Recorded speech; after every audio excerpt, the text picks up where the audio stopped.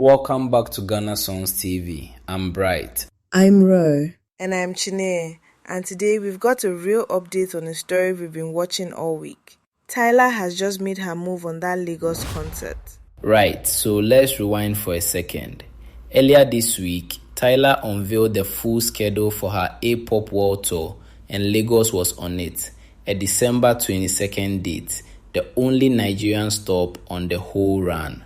Normally, that's just good news, a Grammy winner coming to Nigeria. But this landed in the middle of real tension between Nigeria and South Africa after renewed reports of xenophobic attacks on Nigerians living in South Africa, including the death of a Nigerian national, Chika Ibe, in Cape Town. So instead of excitement, the announcement set off a wave of anger online, with a lot of Nigerians saying it didn't sit right for a South African artist to headline Lagos while their own citizens were being targeted back home. Ro, walk us through what actually changed today. So here's the actual news. As of this morning, checks on Tyla's official tour website show that Lagos has quietly disappeared from the itinerary. The December 22nd date is gone.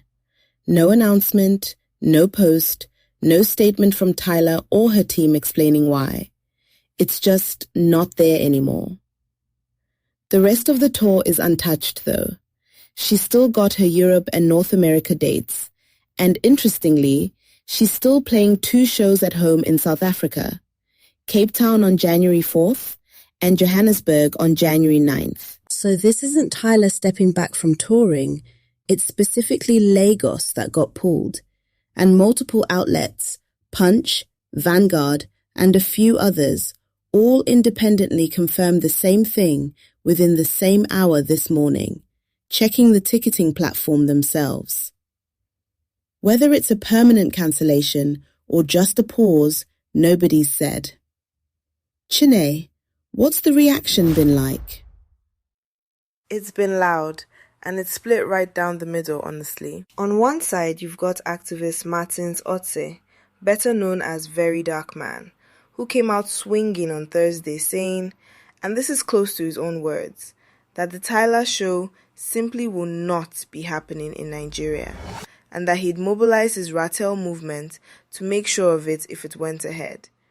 His whole argument being that South African celebrities have stayed quiet while other Africans are being targeted in their country. On the other side, you've got people like Omoyele Sowore, the activist and former presidential candidate, who's actually been defending Tyla this whole time, saying Nigerians are aiming their anger at the wrong target, that a musician shouldn't be held responsible for a government's failures, and that her Lagos concert should go ahead.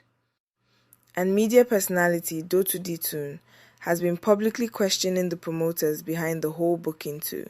So you've got real disagreements even within Nigeria about whether this boycott push was fair to her in the first place. And now that Lagos is actually off the schedule, that debate isn't going away anytime soon. It's a tough spot for her either way. Show up and risk the backlash, or pull out and still get criticized for either caving or for confirming people's frustration. And remember, this all comes not long after Ira Star's own visa situation with South Africa made headlines too. So people on the Nigerian side already had that fresh in mind when this Lagos date got announced. So tell us in the comments, do you think Tyla made the right call, or should the show have gone on? We want to hear both sides. If this kept you in the loop, hit subscribe so you never miss what's happening in Ghanaian, Nigerian, and South African music. This is Ghana Songs TV. We'll see you in the next one.